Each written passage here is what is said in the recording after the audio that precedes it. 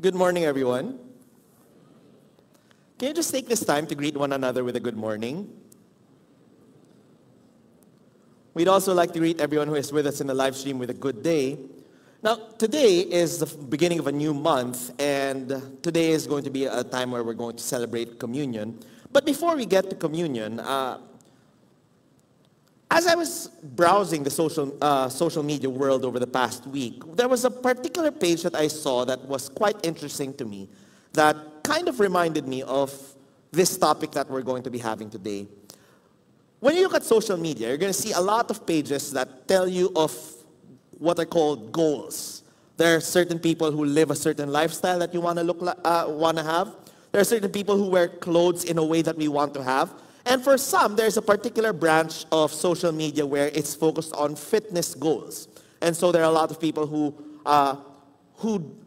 are extremely fit and look good.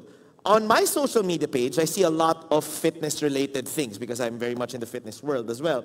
And as I was browsing the other day, there was this particular page that I saw that was very weird. Kasi po, yung kanyang page was about exposing fitness influencers. Kasi po, I found out, I did not know this before, but apparently there are a lot of people who post their fitness pictures online. So yung mga walang t-shirt, kitang-kita yung mga katawan, di ba? So minsan, di ba mapapaisip ka, mga kalalakihan, minsan ba naisip nyo, sana ganun rin katawan ko?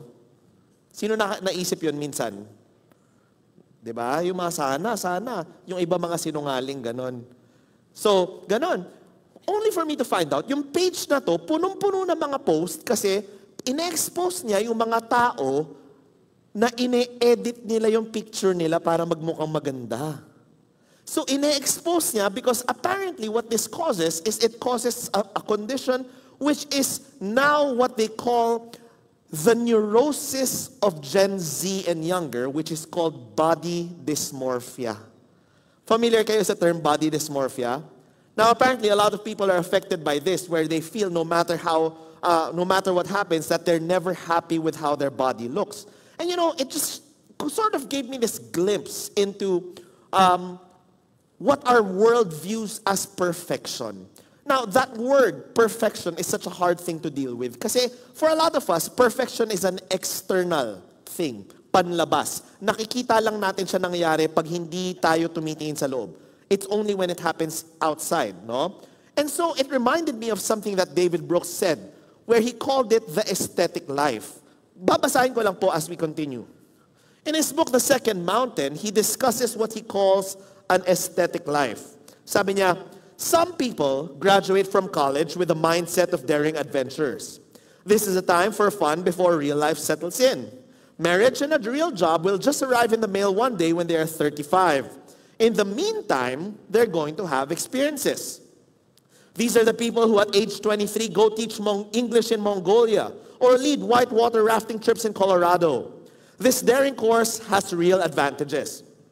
Your first job out of college is probably going to suck anyway. So as an impact investor Blair Miller advises, you might as well use this period to widen your horizon of risk. Because if you do something completely crazy, you will know forever after that you can handle a certain amount of craziness. And your approach to life for all the decades hence will be more courageous. Tama siya. It's a very good approach. Furthermore, you will build what the clinical psychologist Meg Jay calls identity capital. At every job interview and dinner party for the next 3 decades, somebody will want to ask you what it was like teaching English in Mongolia, and that will distinguish you from everybody else. So tama, a lifestyle like this gives you a sense of courage in life. And it also gives you identity capital, something that distinguishes you from the rest. This is an excellent way to begin your 20s. The problem with this kind of life only becomes evident a few years down the road if you haven't settled down into one thing. If you say yes to everything year after year, you end up leading what Kierkegaard lamented as an aesthetic style of life. The person leading the aesthetic life is leading his life as if it were a piece of art, judging it by aesthetic criteria. Is it interesting or dull, pretty or ugly, pleasurable or painful? Such a person schedules a meditation retreat here, a Burning Man visit there, one fellowship one year and another one the next. There's swing dancing one day, soul cycle twice a week, Krav Maga for a few months, Bikram yoga for a few more months, and occasionally a cool art gallery on a Sunday afternoon. Your Instagram feed will be amazing and everybody will think you're the coolest person ever. You tell yourself that relationships really matter to you, scheduling drinks, having lunch, but after you've had 20 social encounters in a week, you forget what all those encounters are supposed to build to. You have thousands of conversations and remember none. The problem is that the person in the aesthetic phase sees life as possibilities to be experienced and not projects to be fulfilled or ideals to be lived out. He will hover above everything but never land. In the aesthetic way of life, each individual day is fun, but it doesn't seem to add up to anything. You know, when I was looking at that page the other day, I was reminded so much of an aesthetic life.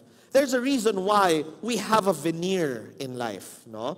We chase perfection. We chase beauty in such a way that we create a veneer. Alam niyo yung veneer?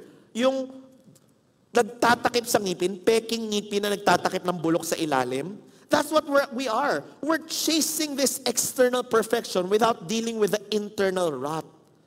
There's a problem that we need to deal with because we have lost meaning, or rather, we have lost the meaning of the word perfection, which is something that is so beautiful. Because when we look at the Bible, it says, "For the Lord your God is perfect." That's something that we keep on going back to.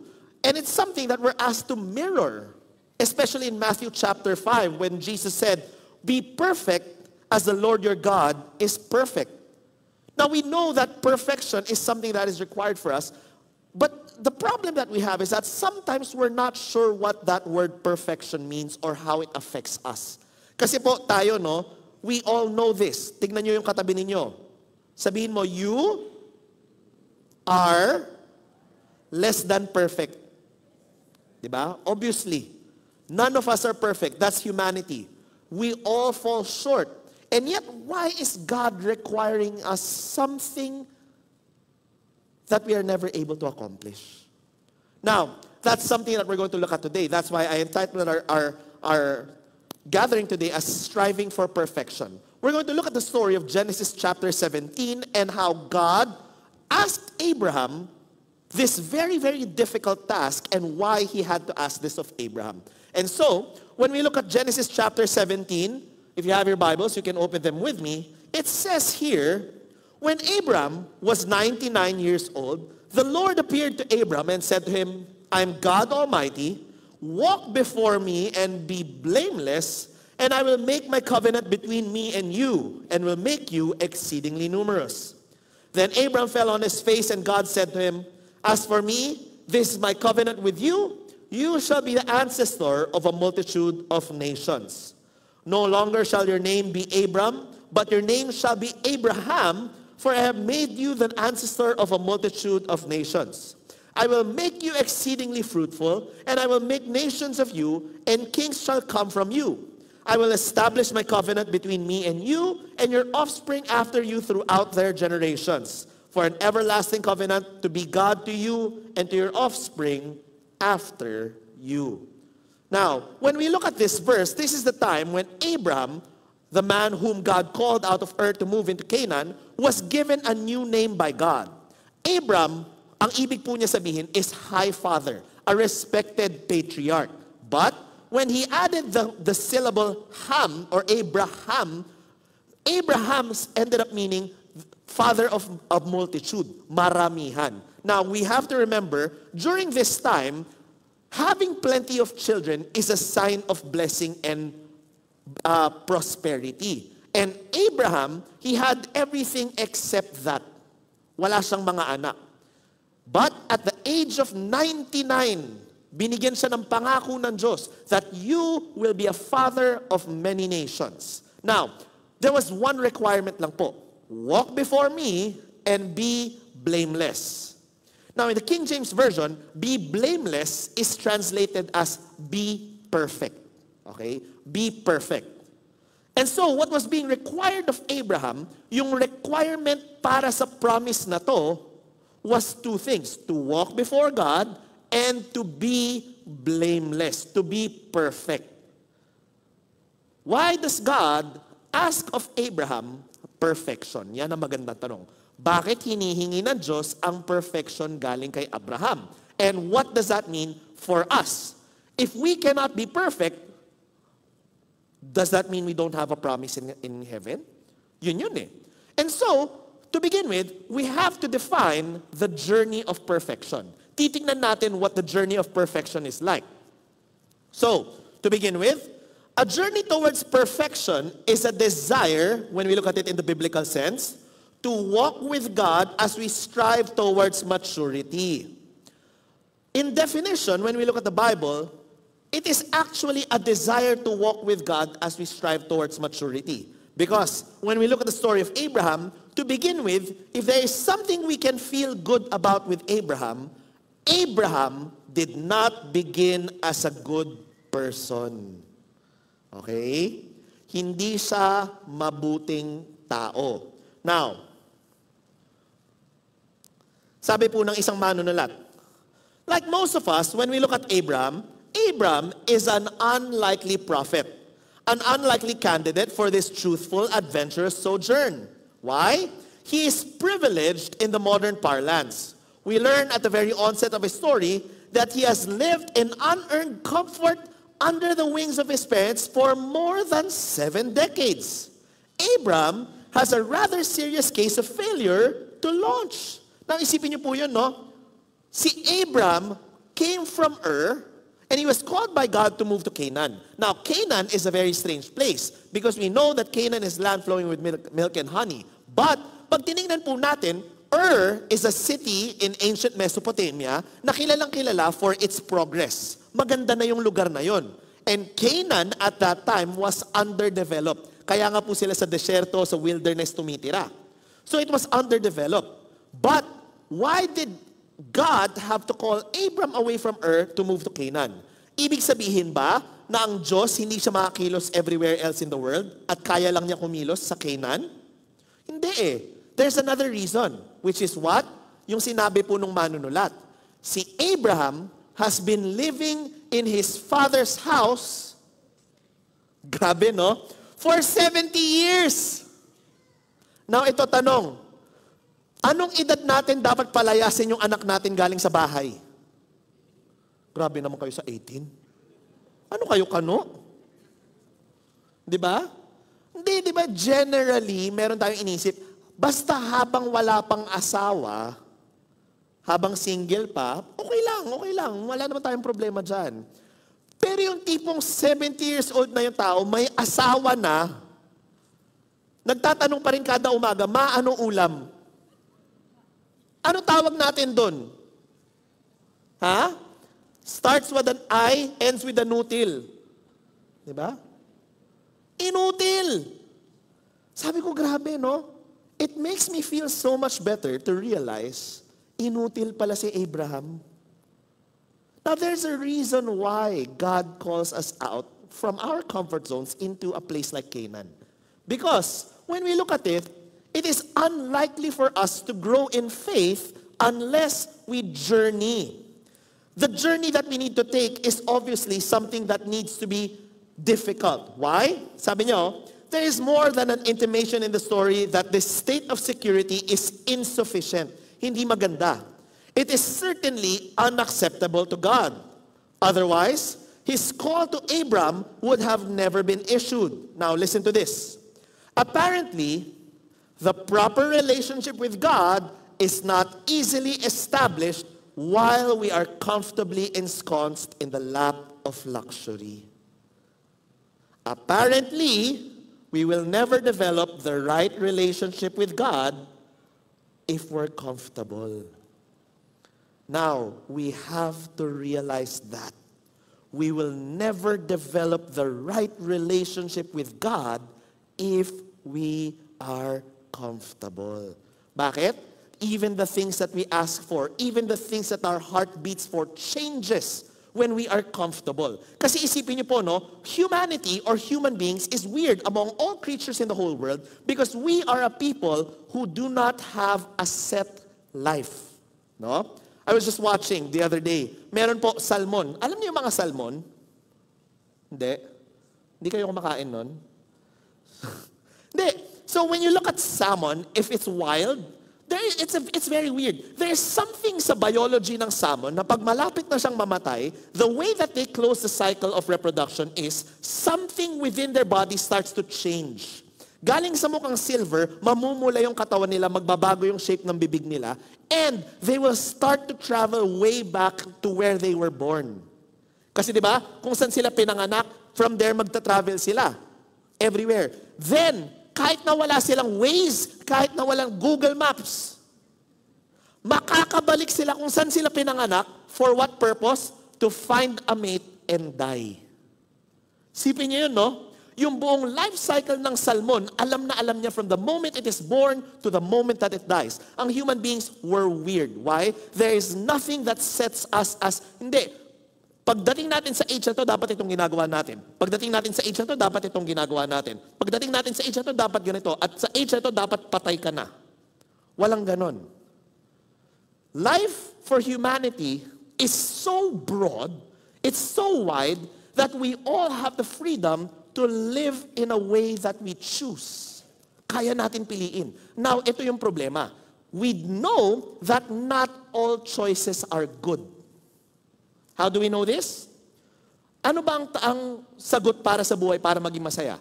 Pag nakakakain na tayo, pag busog tayo araw-araw, masaya ba tayo o hindi? Ha? Kawawa naman yung mga tao. Sabi niya, hindi ko alam. Hindi. Pag nakakapahinga tayo araw-araw, masaya tayo, hindi. Pag kaya natin bilhin lahat ng gusto natin at kaya natin mag-travel kung saan natin kaya gusto pumunta, masaya tayo, hindi. Ang sagot na sa totoo lang po, hindi po tayo masaya. Bakit? It's very weird. We're humans. No? Sabi nga si Dostoevsky said it correctly. Si Fyodor Dostoevsky. Basahin ko lang po yung sinabi niya. Now I ask you, what can be expected of a man since he is a being endowed with strange qualities? Shower upon him every earthly blessing, drown him in a sea of happiness, so that nothing but bubbles of bliss can be seen on the surface.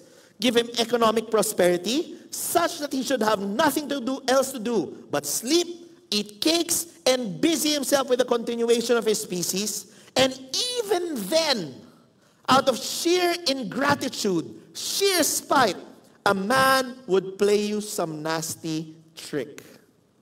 He would even risk his cakes and would deliberately desire the most fatal rubbish, the most uneconomical absurdity, simply to introduce into all this positive good sense, his fatal, fantastic element. Totoo, di ba po? We will all notice this. It's not hardship that destroys us. For many people, it's actually prosperity that destroys us. It's very simple. Pag tinignan po natin, it's the unearned comfort that we always waste. It is the unearned comfort that we never understand how to take care of. That's why God had to pull Abraham out of that unearned comfort into a land called Canaan. Why? Because it was a journey to find the fulfillment of the life that Abraham had. Alam ng Diyos kung anong dapat mangyari kay Abraham which is something that I think a lot of us to a certain degree, we know. We know what our life should be until nami-mess up po yan ng mga nakikita natin sa mundo.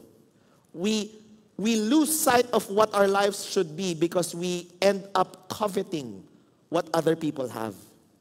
We end up coveting what other people are going through. Bakit? As human beings, one of our weaknesses is inggitero po tayo. And you see, that's why God had to pull Abraham out of comfort, because we will never truly know what truly matters to us unless we fight tooth and nail for it. Alam po ba natin yung kasabihan na yon? Na we don't know what we have till we lost it. Diba?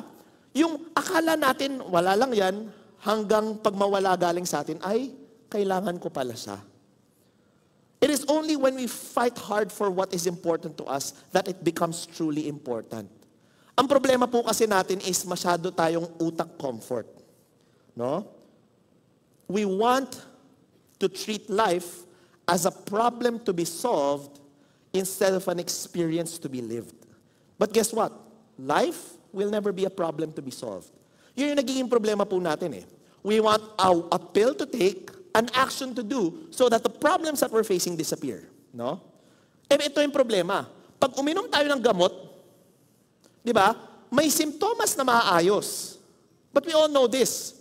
There are counter-indications. There are side effects to medicine. We treat a symptom, but another symptom pops up. Di ba? And so, we lose that one problem, but another problem rises. Eh, di ba yan ang buhay? We can't take a pill just to fix something. Kunyari, gutom tayo. Anong solusyon pag gutom? Eh, di kumain. Dali eh, no? Pero paano kung wala ka pambili ng pagkain? Ha? Anong solusyon? Hindi, grabe naman yung tubig. Ang solusyon, magtrabaho, grabe naman. Linunod na lang yung gutom, no? Ang solusyon sa gutom, kung wala tayong makain, edi magtrabaho. So pag magtrabaho, may pambili ng pagkain. Now, ano ngayon, hindi ka nagutom. May bago ka naman problema. Tignan niyo yung katabi ninyo, ang laki na eye bags, no? Hindi gutom, pero pagod. Oh, so ano sagot? Pag pagod, edi matulog. Ito ang problema. So nakakain ka na, nakatulog ka na. 8 hours ka nagtrabaho, 8 hours ka rin natulog. 16 hours na yun, 24 hours lang sa isang araw. 2 oras pa doon, nagko-commute ka, so 6 na oras na lang. 1 oras doon, nasa banyo ka. So 5 oras na lang. 1 oras doon, kumakain ka. So 4 na oras na lang. Sa 4 na oras na natitira sa buhay mo, dahil pagod ka na, ayaw mo na ng kausap. So ano mangyayari? Yung asawa mo, mga anak mo, busog ka nga, nakapahinga ka, hindi ka naman namahal. Diba? You notice? Life is not a problem to be solved. Life is an experience to be lived. And by the way, the irony of an experience to be lived, when we look at it as a journey, is the fact that when we go through the experience of life, we gain the wisdom to solve the problems that we have. Hindi siya yung instant na makukuha natin. That's why the instant gratification culture, the comfort and luxury culture, is not good for our souls. Bakit? It is through that experience of life that we gain the wisdom that is necessary. Kaya isipin po natin yun, no? Hindi natin masosolve ang problema kung hindi natin daanan siya. So we have to think, no? Why does God pull an Abraham from Ur and bring him to Canaan? You see, life is more complex than we want to accept. Johann Hari, a well-known investigative journalist, wrote a book recently called Lost Connections. Dito po, ang pinaka-topic niya was to try to solve why is it that we live in the most prosperous time in all of history and yet we are still depressed and we're still anxious. Now, in the course of what he was writing, he came across a particular story. Sabi po niya, early in the 21st century, a South African psychiatrist named Dr. Derek Summerfield landed in Cambodia, in a stretch of countryside that looked like all the cliches of South Asia you've ever seen. Peaceful rice paddies rippling to the far horizon. Most people there were subsistence rice farmers, living as people had for centuries. But they had a problem. Bakit? Itong mga magsasaka na to, every now and then, one of them would stand on a covered mound of earth and an explosion would echo out across the paddies. Why? Old landmines left behind by the US war in the 1960s and 70s were still lying there all around them. Isipin niyo po, no? You're just living your life, may mga bomba pala sa ilalim ng lupa. Derek was there to learn about how this danger affects the mental health of the local Cambodians. By coincidence, not long before he arrived, antidepressants had begun to be marketed in Cambodia for the very first time. But there was a problem for the companies trying to sell them. It turned out there was no obvious translation for the word antidepressant into the Khmer language. It was an idea that seemed to puzzle them. Ano ba ang Tagalog ng depressed? Wala, no? Parang bitin pag sinabi natin kalungkutan. So, mas lalo nang walang salita para sa panlaban sa kalungkutan. Di ba? It was the same, sabi niya. Depression is, he said, a profound sense of sadness that you can't shake off. The Cambodians thought about this carefully and said, yes, we do have some people like that. They gave an example. A farmer whose left leg was blown off by a landmine, who came to the doctors for medical help and got fitted with a new limb but did not recover. He felt constantly anxious about the future and was filled with despair. Imagine natin, no, nakaapak sa landmine, sabog yung hita, pinalitan ng bagong paa, pero hindi pa rin niya matanggal yung takot, yung anxiety para sa kinabukasan. They then explained that they did not need these newfangled antidepressants because they already had antidepressants for people like this in Cambodia. Derek was intrigued, so he asked them to explain more. When they realized this man was despondent, tingnan niyo po ito, no? The doctors and his neighbors sat with him and talked through his life and his troubles. Nung nabalitaan ng doktor, yung linigtas niyang tao, yung pinagaling niyang tao, hindi pa rin siya nakakalampas. Hindi niya sinabi, oh, ito gamot. Linapitan niya, tinanong, ano bang problema? At alam niyo na-realize ng tao? Ano na-realize nila? Alam niyo kinakatakutan ng magsasaka? Wala na siyang future bilang rice farmer. Bakit? Sabi nga po, di ba, magtanim ay di biro, maghapong nakayuko. So isipin niyo po yun, wala kang paa, tas maghapon kang gumaganon, di ba? Napaka-backbreaking work. So ang naging problema pala ng farmer, naisip niya, kada taon nga, break-even lang kaya ko. Mamamatay ako nito. Mawawalan ako ng kinabukasan. Yun palang nag-cause ng depression sa kanya. So, what happened? They had an idea. They believed that he would be perfectly capable of being a dairy farmer. And that would involve less painful walking on his false leg and fewer disturbing memories. So, bilang gamot, isipin niyo yung prescription ng doktor. They bought him a cow. Walang effect sa inyo. Imagine nyo, nung lumapit kayo sa doktor, tas yung gamot na binigay sa'yo, ito baka, alagaan mo. Sasabihin mo siguro sa doktor na yan, Dok, saan mo nakuha degree mo? Parang mali yung advice mo. Paano naging medical advice yan na ang solusyon sa buhay ay baka? It doesn't make sense, no? Pero watch, this is how complex life is. In the months and years that followed, his life changed. His depression, which had been profound, went away. Nawala. You see, doctor, sagot ng Cambodians, the cow was an analgesic and antidepressant. To them, an antidepressant wasn't about changing your brain chemistry, an idea that seemed bizarre to their culture. It was about the community together empowering the depressed person to change his life. Ang galing, no? Sabi ko, totoo. More often than not, we want to relegate people into problems that need to be fixed. Pag kinain mo to, gagaling ka. Pag ininom mo to, gagaling ka. Pag ginawa mo to, mawawala ang problema mo. But we realize life is much more complicated than that. It is not a matter of what you ingest, what you do, just what you do, but rather a whole package.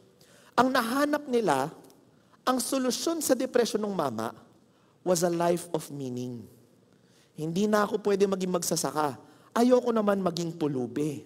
Ano pa ba ang pwede kong gawin? Na-realize nila, mas madali pala magganon. Ano tawag sa ganyan sa Tagalog? Parang ang pangit eh. Kurutin yung suso. Ano ba tawag dyan? Gatasan. Tama. O nga, no? Parang, o nga. Kasi ang alam kong gatasan kasi yung mga ginagawa ng masasamang tao eh, di ba? Iba na meaning eh. Pag sinabi mo yung buhaya, wala sa dagat, wala sa ilog yan eh. Yung mga buhaya, hindi. Joke. Mahirap na eh. So anyway, di ba? Yung parang, mas madali nga naman gatasan ng baka kaysa sa magtanim ng bigas, ng palay, no? So yun yung na-realize ng tao. What we're looking for is a life that fills us with meaning. You see? The journey of perfection is not a matter of not making mistakes. Yun yung mali natin. The journey of perfection is not a veneer that tells us life is beautiful, we're perfect. But rather a life that leads us towards a deeper sense of meaning. Now, along with this, I'd like to share 3 things that perfection is and perfection is not. Because we have to realize that for us to understand the journey of perfection, we must first define what it is. First and foremost, perfection is a direction, not a performance. For a lot of us, the problem that we have is that we want perfection to be a performance, pakitang tao, instead of a direction. Now, we know the difference between a direction and performance because a direction is simply put a way to go. Whereas a performance is something we practice and show off to people. But after some time, nawawala na po sa atin. For a lot of us, our problem is we deal with perfection as a performance instead of a direction. So the question that we have to ask is, are we walking towards God? Or are we just trying to avoid failure? No? Naglalakad ba tayo patungo sa direksyon ng Diyos? O sinusubukan lang nating hindi magkamali? You know, it's such a scary thing kasi I never realized how far upbringing can affect us. Now, ang nangyayari pala, pag ang mga bata palagi pinagbabawalan ay, when they grow up, ang nare-realize nila, life is a matter of avoiding mistakes. No? Mali pala yun. Kasi syempre, ang kailangan ng bata growing up is the confidence to explore life. Bakit? Ang tanong, sino po dito, simula pa lang bata tayo, alam na natin kung anong gagawin natin sa buhay? Hindi, wala. Sino po dito, na-discover natin siya sa high school? Wala. Sino dito sa college? Ayan, college. Sino dito nung pagkatapos pa ng college, nung tumanda pa mas lalo? O, di ba? Now, what gave us the courage to explore what we needed to do? Can you imagine that? What gave us the courage to explore what we needed to do? For a lot of us, it's the fact that we know that if I try this, even if I make a mistake, I can still try again next time. I can still try better or do better. Ang problema kasi, when we grow up and we don't have this idea of trying and exploring, we will never find out what as children we're meant to do. Kasi ang nakakatakot po sa buhay, pag palagi pinagbabawalan, ay magkamali. Now, when we look at God, we deal with Him as a father. No? As a father. Now, bilang ama, no? Sino po dito mga ama? Sino po dito takot kayong makita masaktan yung anak natin? Okay? Okay. Now, alam niyo po, sometimes, diba, that's the fear. As a parent, as a father, you don't want your children to experience pain. You don't want them to see or experience hardship. And so what we try to do is we try to tell them what to do so they don't make mistakes. Diba? Anak, ganito ang gagawin mo, makinig ka sa akin, papunta ka pa lang, pabalik na ako. Yung mga ganong kasabihan, diba? Lagi natin naririnig yan sa mga magulang natin. But what we don't realize is that the wisdom that we gain came from our experience. The fact that we tried something and failed and figured out, ay hindi pala ganyan. Now, I'm not saying that children should keep on committing mistakes. That's also the wrong pickup from all of this. But what I'm saying is that sometimes our fear as parents is what's keeping us from allowing our children to explore better. Why?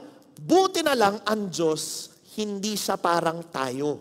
Why? You notice this? God very rarely tells you straight out, wag yan. But rather, He's a God who calls us out of our comfort zones and brings us towards a strange place. Now, strangely, sabi ko po, perfection is a direction. Now, let's think about the story of Abraham for a second, no? Abraham was brought from Ur and brought to Canaan. Now, Canaan is in Mesopotamia. Now, here's the thing. When you read the Bible, Abraham settled in a place called Bethel. Bethel, which means Beit El in Hebrew, the house of God. But to the east of Bethel is where his nephew, pamangkin, settled. Ang pangalan ng pamangkin niya ay si Apolinario. Check ko lang. Ano po pangalan? Lot. And we know where Lot settled? In a place called Sodom and Gomorrah. Now, for a lot of us, we recognize Sodom and Gomorrah is a place that forgot God. It's a place that turned away from everything that was righteous. Why does God allow Abraham, his chosen person, his chosen people, the one with whom his blessing will pass through and bless all people, why does he allow his prized child to live in the vicinity of Sodom and Gomorrah? Diba? Tayo nga lang pag yung anak natin mapalapit ng konti sa mga masasamang mga elemento, anak, mag-isip-isip ka na mabuti. Huwag kang lumapit sa tao na yan. Huwag kang huwag kang aanga-anga. Yung mga ganun, diba? Kung ano-ano na sinasabi natin. But you notice, God does not even bother telling Abraham, huwag ka dyan. Huwag ka dyan, lumayo ka. And inevitably, by the way, ilang beses yung mata ni Abraham pumunta sa Sodom and Gomorrah. Familiar siya doon. Familiar siya doon, pumupunta po siya doon. How do we know? We know because Abraham bargained for Sodom and Gomorrah. So meron siyang emotional connection sa lugar na yun. Why does God allow Abraham to stay in the vicinity of Sodom and Gomorrah? You see, God is not concerned about performance. Now, by the way, I'm not saying live with temptation, no? Kasi there's another side. It is easier to avoid temptation than resist it. How do we know? Panuurin nyo lang si Lot. Kasi if you want to look at it from a different direction, if Abraham chose Bethel, Lot chose, parang hindi kayo nakikinig chose Sodom and Gomorrah. Now let's compare lives. Abraham was in Bethel, walang anak. Ang gulo. Now remember what I said earlier?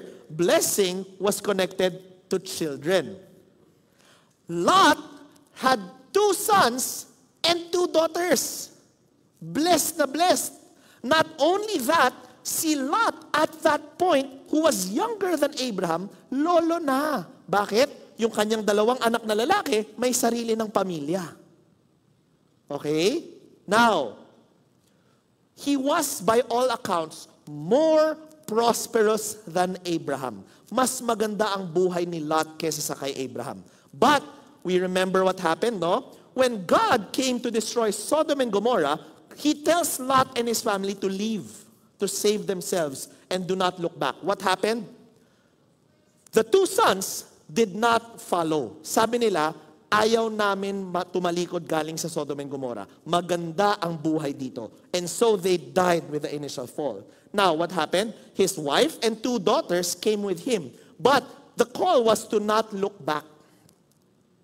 Pero ano nangyari? Yung asawa niya ay lumingon. Lumingon.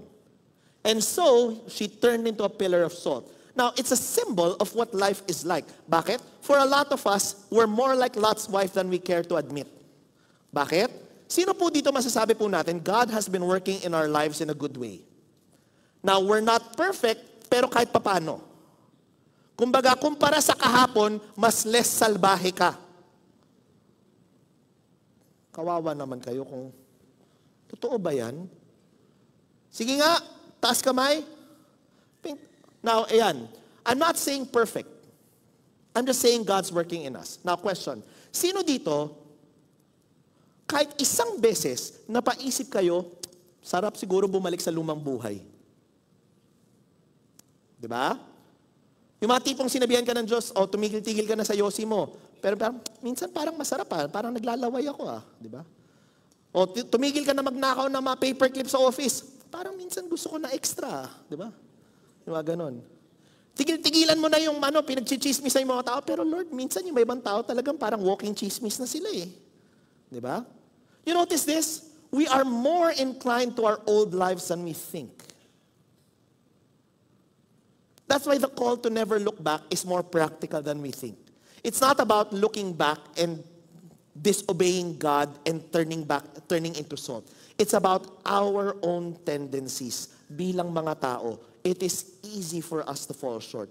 But you notice, the important thing is direction. Ilayo mo ang sarili mo galing dyan. Tumalikod ka galing dyan, wag yan yung piliin mo. It's not a matter of just a one-time thing, two-time thing. It's direction. We are more controlled by our direction than we think.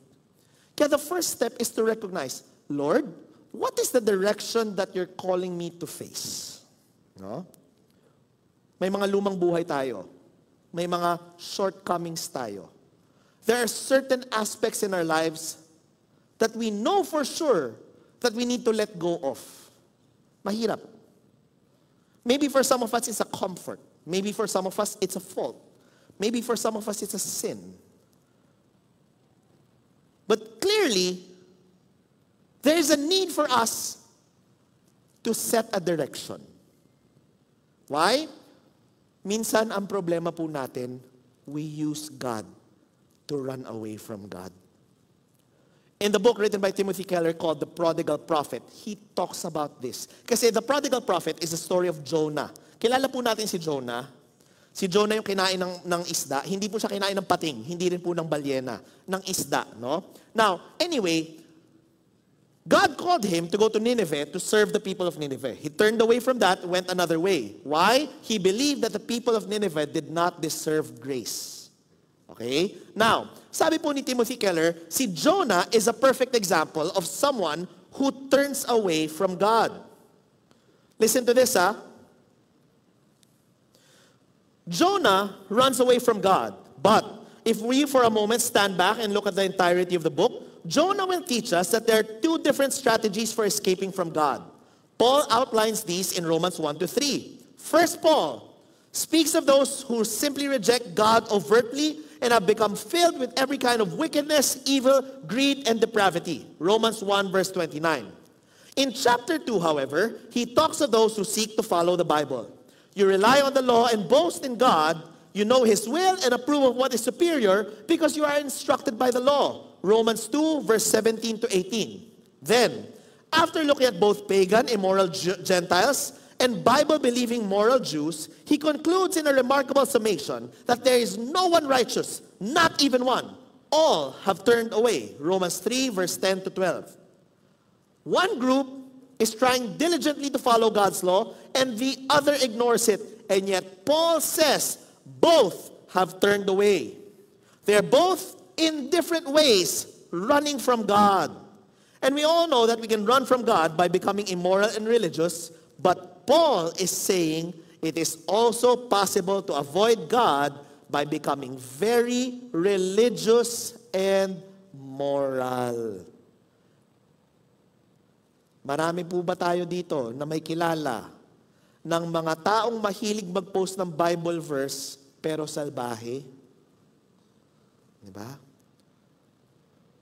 It's true. Sometimes we use God to run away from God. That's why it's not a performance. Hindi pwedeng pakitang tao. We need to set a direction and slowly take it. Now the second, perfection implies relationship, not rules. Now, a relationship is something that's quite weird because if we were truly to define relationship, a relationship is built through something called attention. Okay? James Danier, in his book Contemplative Prayer, talks about this. But I was listening to Arthur Brooks the other day. See, Arthur Brooks is a writer of a book called From Strength to Strength. And in one of his research, he's a professor as well, by the way, he talked about the oxytocin vasopressin network. So the oxytocin vasopressin network is a portion of our brain that deals with coupling. Ano ibig sabihin po niyan? Ang tao po pala, we have a capacity within us na kaya po natin tratuhin ang ibang taong hindi natin kadugo na parang kadugo. Now, very rare po yan sa mga hayop. Bakit? Ang butiki nga, kinakain niya yung sarili niyang anak eh. Di ba? Nakita na po ba kayo nun? Yung pusa na kinain niya yung kuting? Di ba? Di pa? Ako lang ba nakakita ng mga ganun? Wala nag-aalaga ng pusa dito? Hindi, kaya nga liniligtas eh. Kasi yung mga hindi, yung mga may hina, kinakain. Wala silang heart emotion na parang hindi kailangan ko alagaan to. Now, weird ang tao. Why? Kahit hindi natin kadugo, kaya natin tratuhin kadugo. Di ba? That's why a relationship is strange. Why? It is choosing a person and making that person family. That's a relationship. Now, a relationship is built through what is called the oxytocin-vasopressin network. An oxytocin is a hormone in our brain that wants us to cuddle, that develops in cuddling. It develops feelings. Vasopressin is the same. It's identical sa structure, but its expression is different. It makes us care for a person, like as in aruga, alagaan yung tao. Now, the oxytocin-vasopressin network is developed through two things. And according to this study, they're able to actually, predict divorce and predict a long relationship because of this. Now, gusto nyo malaman paano i-develop ang oxytocin-vasopressin? Simple lang. Eye contact and touch. Eye contact and touch. Now, that's the reason why it is close to impossible. Hindi ko sinasabing impossible, sinasabi ko lang close to impossible to have an LDR. Alam niyo yung LDR? Ha? Ang LDR, yung mga umaasa, ay hindi, joke. Long distance relationship. Why is it difficult to have a long distance relationship? Because the eye contact and the touch is absent. Now, ito yun eh.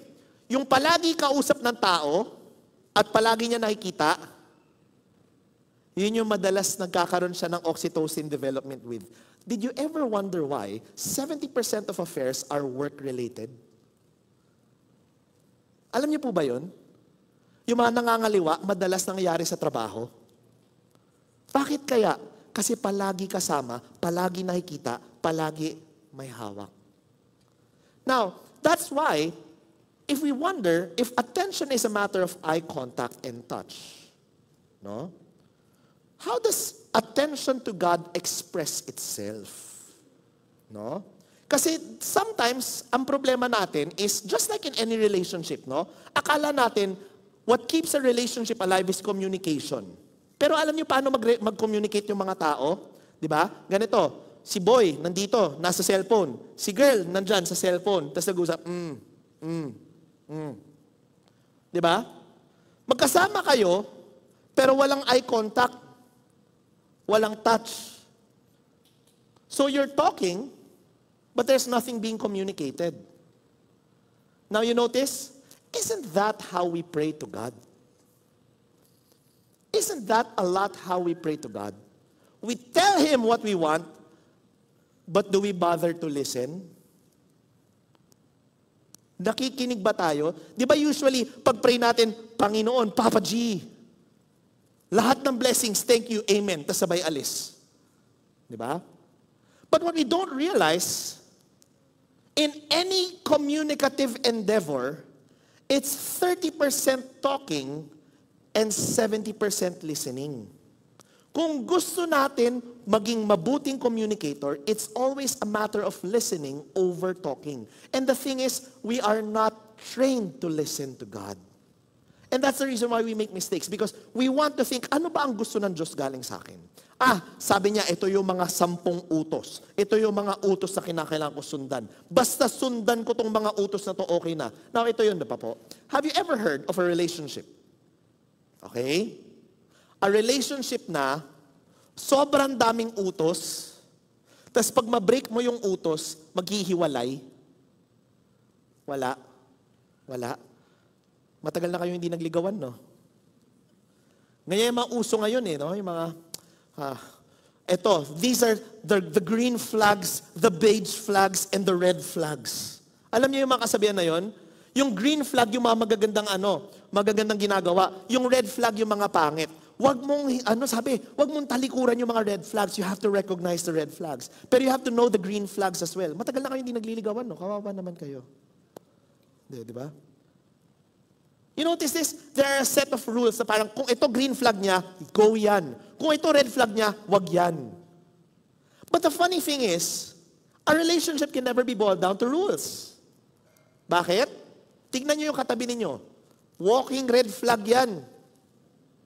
Sa totoo lang, marami tayong mga aspeto sa buhay natin na pangit no? If we're truly honest with ourselves, there are portions of our lives that are ugly. And we recognize them as well. And guess what? The more that we recognize them, the better we're able to form relationships. Because if we recognize that there are ugly parts of ourselves, then we'll recognize there are ugly parts of other people as well. And life is not a matter of picking the good parts of a person. It's picking the whole person. Flaws and all, pati yung pangit. Kaya you notice, it's not a matter of rules. It's a matter of relationship. And in a relationship, you have to listen. You have to listen because when we listen, then we're able to communicate better. Now that's a question, no? Have you been spending time listening to God? Because God talks all the time. It just so happens that sometimes it's hard for us to listen. You know, I had an experience recently that was difficult for me kasi a few weeks ago I talked about forgiveness. And you know, honestly, at that point, when I spoke about forgiveness, I have forgiven everyone that I felt that I have a problem with. But along the way, alam niyo po, something happened that was very painful for me and it caused me to have a sense of resentment towards the person who has caused me pain. Naalala niyo po yun, ako nagalit ako. To be honest, I've always shown myself to be very honest na parang, ito ako Kung ano nakikita niyo, ito ako. I'm not perfect. And I always say that I'm a very, very angry person. But the thing is, I have never flexed my anger simply because I have always understood my duty. Ako yung senior pastor Then what that means is I should not act according to my desires, but I should act for the good of the church. So bihira ko gamitin yung kapangyarihan ko para sa sarili kong benefit. You know, paisip ako nung time na yun, gamitin ko kaya yung para kawawa tong tao na to. Kasi bakit siya ganyan, no? Itong tao na to, alam mo yun, yung minsan may mga tao lang na linalapit sa iyo ang Diyos para i-testing sinusundan mo ba siya o hindi. Parang ito, kampon ni Satanas to yung mga ganong datingan. No? And I carried it for days. In fact, the moment na nagalit ako dun sa tao na to, kwinento ko sa asawa ko. Tapos yung asawa ko, syempre, sabi niya, naintindihan niya ako and everything, etc., etc. And it took me days. Ilang araw. But you know, ako po, ang quiet time ko po is silence and chores. Silence and moving.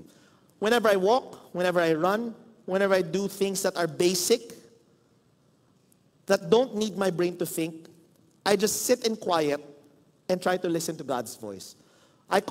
That's called the practice of the presence of God. It came from a book written by Brother Lawrence, which was way back in the 1500s 1700s more or less. So it's been a practice of the church for a long, long period of time. And that's one of my prayer moments, the practice of the presence of God. Noong isang araw, pagkatapos ng naranasan ko itong lahat, you know, as I was doing chores in silence, I was just singing to God and all of that. All of a sudden, may narinig akong boses sabi lang sa akin, patawarin mo. Alam niyo po yun? Yung may daladala kang galit, may daladala kang inis sa tao, ayaw mong bitawan. Kasi sa totoo lang, gusto mo pa magdrama. Kasi hinihintay mo yung moment na may magtanong sa'yo, okay ka lang? Pag may magtanong sa'yo, okay ka lang, yun na ilalabas mo na lahat ng galit mo, no? Wala pa nagtatanong sa akin. So gusto ko pa siyang ikimkim. Gusto ko pa siyang, alam niyo po yun, gusto ko pang ilason ako ng galit ko na yun. Kasi alam niyo po, yun yung masarap gawin sa galit Pag may kinakagalitan kang tao, gusto mong iparuminate sa loob mo, pakilusin para lumaki lang na lumaki yung galit mo. But I heard a voice tell me, patawarin mo. Handa na ako sa utak ko eh. Alam mo, itong tao na to, itong gagawin ko sa kanya. Ito. Biglang narinig ko yung boses, sabi, patawarin mo. I had to stop what I was doing because I started to cry. Kasi ayoko eh. Ayoko gawin. Ayoko patawarin yung Diyos. And ayoko patawarin. I would be honest in saying na I made a deal with God. Sabi ko, if you want me to forgive this person, I'm not gonna go out of my way. Hindi ko pipilitin na ako pa yung mukhang humihingi ng tawad sa Kanya. Sabi ko, Lord, makikinig ako sa'yo, pero bigyan mo naman ako ng konting pride. So sabi ko, sa puso ko, papatawarin ko siya. Pero ikaw ang gagawa ng panahon, ikaw ang gagawa ng pagkakataon, na kakausapin ko siya uli. Sometimes that's a relationship eh. You hear something that goes against what you're feeling, goes against what you feel, and yet there's something within you that there's God who tells you, hindi yan yung tamang paraan. Hindi yan yung dapat mong gawin. And sometimes because we're so noisy, we're so busy, we don't hear this voice tell us that. Kaya the thing is, we have to think about that. In a relationship, are we listening or are we just talking? Because God asks us to give us our full attention. Give Him our full attention. Kailangan natin siyang pakinggan kasi may sinasabi siya. And the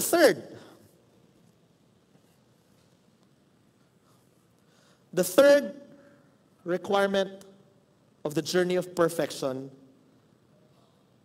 is integrity, not flawlessness. Integrity, not flawlessness. The thing that we have to recognize with God is that God never asks us to never make mistakes. In Genesis 20, just 3 chapters after God gave Abraham the promise and changed his name from Abram to Abraham, Abraham was given an opportunity to experience or to walk before God and be blameless. Bakit? Isipin niyo po, no? In Genesis 16, nanganak po si Hagar, nandun si Ishmael, and Abraham was thinking God's promise would pass through Ishmael. By Genesis 17, sabi ng Diyos, hindi si Ishmael ang pinili ko. At the age of 99, ikaw at si Sarah magkakaanak. What was Abraham's reaction? Tumawa siya. Kasi who have you heard na 99 years old na may anak? Or rather, bagong panganak. Pati ata si Ramon Revilla, hindi pa nagagawa yun. No? So it's impossible. And yet, that's precisely what God did. God opened up the womb of Sarah and gave Isaac. Kaya ang Isaac, ang pangalang Isaac means he who laughs. Kasi natawa, pinagtawanan ni Abraham ang Diyos. Sounds impossible kasi. And yet, that was how faithful God was. Now, ganun kalapit. 3 chapters later, nag-travel, nagbakasyon si Abraham tsaka si Sarah. They went to a place called Gerar. Gerar, where a king named King Abimelech lived. Now, for context, in Genesis 12, nung umalis sila galing sa dumaan rin sila sa Egypt. And in Egypt, si Abraham bilang duwag, sabi niya kay Sarah, sabihin mo kay Pharaoh, kapatid kita. Hindi kita asawa. Para hindi niya ako patayin at para agawin ka. So, si Abraham, naging duwag, nagtago sa palda ni Sarah. Now, because of that, God caused plagues to arrive in Egypt. And he had to show himself to Pharaoh and say, asawa yan ng tao, hindi yan kapatid. Now, imagine that happening. So, alam ni Abraham na mali, no? Pero, by Genesis 20, inulit niya, sabi niya kay Sarah, sabihin mo kay King Abimelech, kapatid kita, hindi kita asawa. Now imagine that, no? After the gift of Isaac, yun pa rin ang ginawa ni Abraham. And yet, hindi binawi ng Diyos ang pangako galing kay Abraham. Hindi niya sinabi, ayan, nagkamali ka na. I told you to be blameless. That dahil may blame ka, you are not perfect, I will take away the promise from you. No, God does not do that. That's why the interesting thing that we have to notice with integrity is that it is just a matter of your witness. It is not about being flawless, which is a mistake that many of us think. Flawlessness is a sign of weakness. It is not a sign of strength. Kasi isipin niyo po, no? Tama eh. Sabi nga ng manunulat, na isang manunulat, pag magbasa ka ng mga kwento ng mga sinulat, pag makita ka ng mga knight, alam niyo yung mga knight? K-N-I-G-H-T. Tapos diba, ang mga lumiligtas sa mga prinsesa, a knight in shining armor. Sabi niya, shining armor is not a sign of strength. It is a sign na hindi siya dumadaan sa hirap. Because you want a knight in tarnished armor. Yung maraming tama. Bakit? Maraming pinagdaanan, buhay pa rin. Anong ibig sabihin nun? Magaling. Diba? Magaling. Tested. You see, hindi flawlessness ang hinahanap sa atin ng Diyos eh. It's integrity. Now, the thing is, sometimes we're afraid to move. Not because we're unable, but because we want to be flawless. But that's something that James Clear says in his book, Atomic Habits. If we were to look at the journey of excellence, the journey of excellence is not made by not making mistakes. Sabi po niya, telling the story of a professor. On the first day of class, Jerry Welsman, a professor at the University of Florida, divided his film photography students into two groups. Everyone on the left side of the classroom, he explained, would be in the quantity group. They would be graded solely on the amount of work they produced. On the final day of class, he would tally the number of photos submitted by each student. 100 photos would rate an A, 90 photos a B, 80 photos a C, and so on. Meanwhile, everyone on the right side of the room would be in the quality group. They would be graded only on the excellence of their work. They would only need to produce one photo during the semester, but to get an A, it had to be a nearly perfect image. Now, naiintindihan natin? Left side, quantity. Right side, quality. Left side, 100 photos. Right side, 1 photo. At the end of the term, he was surprised to find that all the best photos were produced by the quantity group. During the semester, these students were busy taking photos, experimenting with composition and lighting, testing out various methods in the darkroom, and learning from their mistakes. In the process of creating hundreds of photos, they honed their skills. Meanwhile, the quality group sat around speculating about perfection. Yung isang grupo, yung quantity, picture lang ng picture, develop ng develop, gawa ng gawa. Yung sa kanan, yung quality group, isip ng isip, what makes a perfect picture? Ayoko manira. Pero si quality group, yan ang Bible study. Minsan, puro aral ng Bible, kulang ng live ng Bible. Diba? Hindi ko sinasabing masama ang Bible study. By the way, I challenge anyone to a Bible study exposition. I am excellent in exposition and Bible study.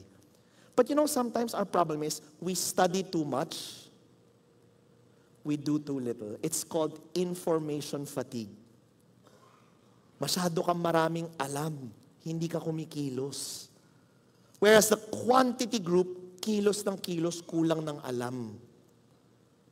Kilos ng kilos, kaya nakakagawa ng maganda. No?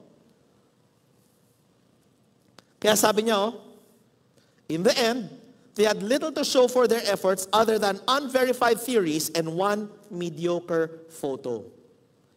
It is easy to get bogged down trying to find the optimal plan for change.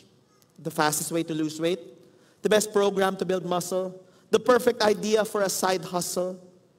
We are so focused on figuring out the best approach that we never get around to taking action. And as Voltaire once wrote, pakinggan niyo po to, the best is the enemy of the good.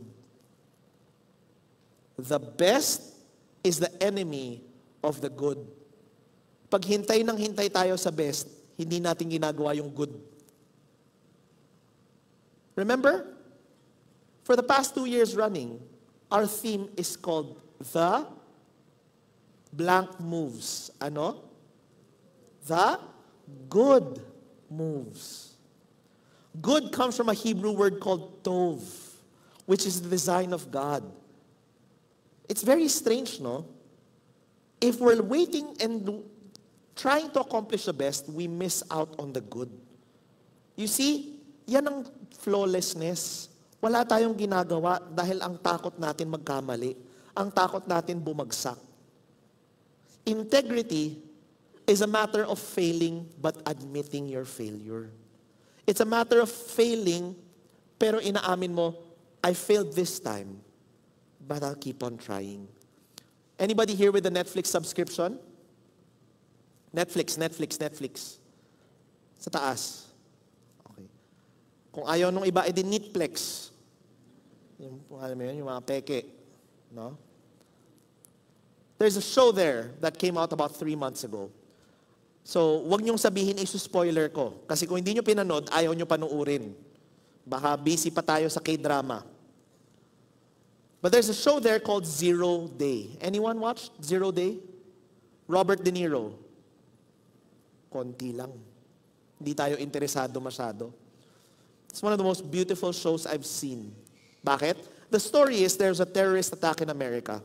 And the government, because they were looking for a way to solve the problem but not be affected by the fallout of failing to solve the problem, they had to pick a person from a different administration, a previous administration, to lead the investigation so that if he wins, they will credit themselves for solving the problem. If he does not find out who caused the terrorist attack, they will blame him. Ganon po ang politikahan. No? And so, they pick Robert De Niro, the previous president, who at that time was already a damaged person. Matanda na po siya, nauulyanin na po siya, at marami siyang pagkakamali sa buhay niya. And yet, they chose him to discover sino ang head ng terrorist attack na to. Now, gusto niyo malaman yung ending o hindi? Kung ayaw niyo malaman, edi wala na yung point ng kwento. Kung gusto niyo malaman, darating tayo sa point. Gusto niyo o ayaw? At least sa inyo nang galing, di sa akin. At the end of it, he discovers that the terrorist attack was done by a group of politicians and industry leaders in America. In other words, inside job. Inside job. Yung mismong kumuha sa kanya, siya pala yung masama. Ang problema, may grupo. Alam niyo kung sino yung isa sa mga co-conspirators? Yung anak niya. Yung anak niya who was a current congressman. So ang tanong, anong gagawin mo? Anak mo, ililigtas mo? O gagawin mo yung tama? Alam niyo, di ba, ang hirap na tanong nun? Kasi lahat tayo, ayaw natin masaktan yung mga anak natin eh. Ayaw natin silang madala sa peligro, ganun, di ba? Nanunugod nga tayo ng teacher para lang sa pagbigay ng 75 eh. You know, that's the reason why our world is so messy. Sabi nga na isang manunulat, we have spent so much time writing compelling villains, but not enough heroes. Kaya ang mga tao gusto, pag Halloween, kamukha ni Joker, kamukha ni Harley Quinn. Di ba ito yung mga bida natin ngayon? Mga kontrabida. Because we have written compelling villains. Walang gusto maging Superman kasi baduy si Superman. Napakabait, napakaayos. Hindi naman tayo ganyan, hindi ako nagre-resonate dyan. Alam mo kaya ang ganda-ganda ng Zero Day eh. Kasi at the end of it all, si Robert De Niro, humarap siya sa publiko at sinabi niya yung totoo. May isang grupo ng mga politicians na sila yung gumawa ng terrorist attack. Parte yung anak ko dyan. At sabi niya, pero ang kasalanan nasa akin rin. Kasi ako yung nagpalaki ng anak ko. Sabi ko, pinapakinggan ko, ang galing naman. Hindi niya linaglag yung anak niya, pero inako niya yung pagkakamali. You know, that's integrity. I have failed you. But that does not change my character. I'm still here to try to do good. I'm still here to try to do what is right. You see, We lost that in this world. Wala nang integrity. Di ba? Lahat ng tao, susubukan nila depensahan ng sarili nila hanggang klarong-klaro na sa pruweba na mali sila, tas tsaka pa lang sila mag-a-apologize. Pag hindi mahuling nagkamali, hindi aamin. Kasi nga, kahit nahuli ka na, huwag kang aamin. And that's why our world is messed up. We need people with integrity. Simply put, integrity is living undivided inside and out. Kung ano ka sa loob, yun na yung napapakita sa labas. And guess what? If there's something that we know, every single one of us began correct. Lahat tayo, nung dinadala tayo ng magulang natin sa tiyan nila, nangarap sila. Yung mga nanay natin sinabi, yung anak ko, magiging blessing sa mundo to. I don't know of any mother who said, yung anak ko magiging salot sa lipunan to. But somewhere along the way, we forgot how we started. We forgot how we started and we got lost. But you know, life is not a matter of how we start, it's how we end. That's why the question is, are we willing to take that journey back to find out how we started, who we were at the start, so that we learn how to end well? Kasi lahat tayo, meron tayong trabaho na kailangan gawin. Nakalimutan lang natin. You know, before we celebrate communion, I'd like to share with you this story. In 1992, during the Barcelona Olympics, there was one of the most memorable moments in all of Olympic history. Because in 1988, there was a man who was supposed to win gold medal at the 400-meter sprint. The problem was, a few months before the competition, he injured himself. And when he injured, he had to pull out. And so, his Olympic dreams were crushed. But he did not lose hope. Sinubukan pa rin niyang lumaban. And then, in 1991, 1 year before the Olympics, in the World Championships, pinakitaan niya lahat ng tao. He was first in everything he competed in. He was the favorite to win gold in the 1992 Barcelona Olympics. But in the 1992 Barcelona Olympics, fate had different plans. I want to show you the story of a remarkable man by the name of Derek Redmond. Can you please have this video? Hindi man siya nanalo, but he became a legend. Because you see, it's not how you start, it's how you finish. Pumunta siya doon hindi para ma-injure. Pumunta siya doon para tapusin yung laban. You see, that's us. Fall down, get injured, struggle. Tanong, did you come here to fall down? Or did you come here to finish the race? You see, God's looking at the end of the finish line. Tinitignan tayo doon. Hinihintay niya tayo doon. And when necessary, He will be that Father who carries us to the last 100 meters. But what's important is we come to finish the race. We come not just so that we can walk or just so that we can join, but so that we can finish the race. You see, that's why perfection is a journey. It is not a short thing that happens. It is something that we take over a lifetime. It is not a performance. It is not a set of rules. And it is definitely not flawless. So with our own journey, we have to think. In the end, I'd like to talk about the last three things. According to David Kinnaman and Gabe Lyons, when it comes to good faith, the secret recipe for good faith boils down to this: how well you love, what you believe, and how you live. Three things: how well you love, what you believe, and how you live. Good faith starts with loving God and loving others, the great commandment. The next ingredient of good faith is biblical orthodoxy. What we believe matters. Finally, how we live our love and belief is the third ingredient of good faith. How do we translate our love and our beliefs into our everyday living? At the end of the day, yan yung tatlong bagay na kailangan natin sagutin araw-araw. Perfection is a direction. It is a relationship. And it is a journey of integrity. All these require us to answer the question, how well do we love? What do we believe in? And how do we live?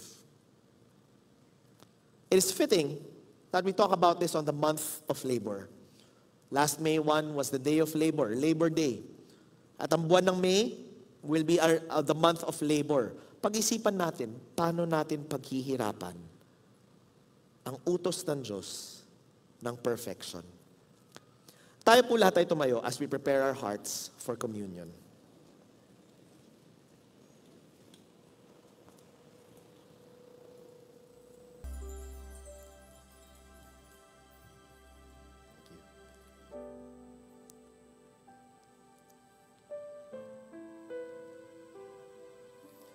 I'll be reading from 1 Corinthians chapter 11. For I received from the Lord what I also passed on to you. The Lord Jesus, on the night he was betrayed, took bread, and when he had given thanks, he broke it and said, "This is my body which is for you. Do this in remembrance of me." In the same way, after supper, he took the cup, saying, "This cup is the new covenant in my blood. Do this whenever you drink it in remembrance of me. For whenever you eat this bread and drink this cup, you proclaim the Lord's death until he comes." Let's bow down our heads in prayer.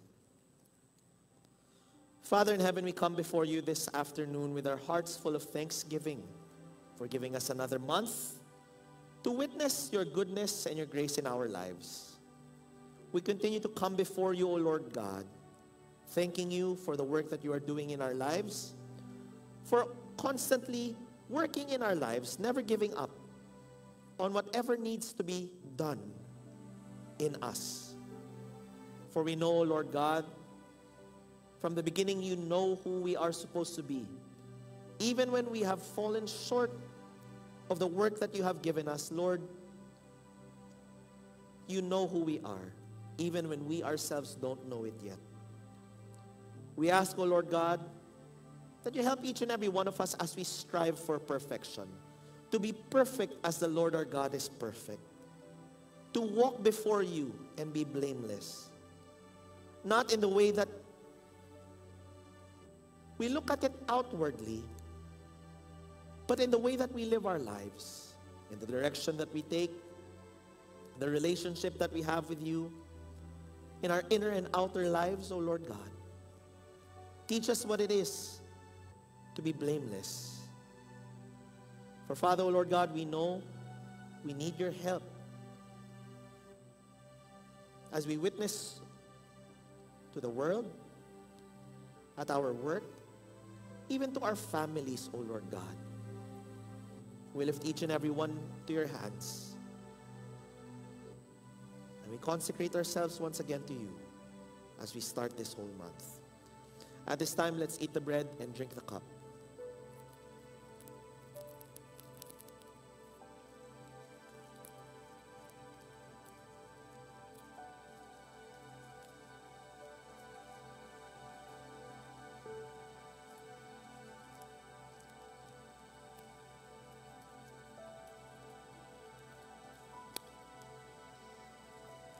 Let's just end with a word of prayer. Father, Lord God, we thank you for this day. We thank you for each and every person who is here. We continually ask, O Lord God, for your grace and your love to be with each and every one of us as we spend our day with people, whether these are our loved ones or just even the strangers that you call for us to meet. We lift up to you our work, our schools, our business, our every concern, O Lord God, as we choose to live our lives for you. And as we give our tithes and offerings, O Lord God, we want to give them with thankful hearts for every blessing and for every opportunity to support your work. We thank you, Lord God. And in everything, O Lord God, we just want to give back all glory and honor and praise for your deserving of each and every one. In your sweet and mighty name we pray, one God forever and ever. Amen and amen. God bless each and every one, and God go with each and every one.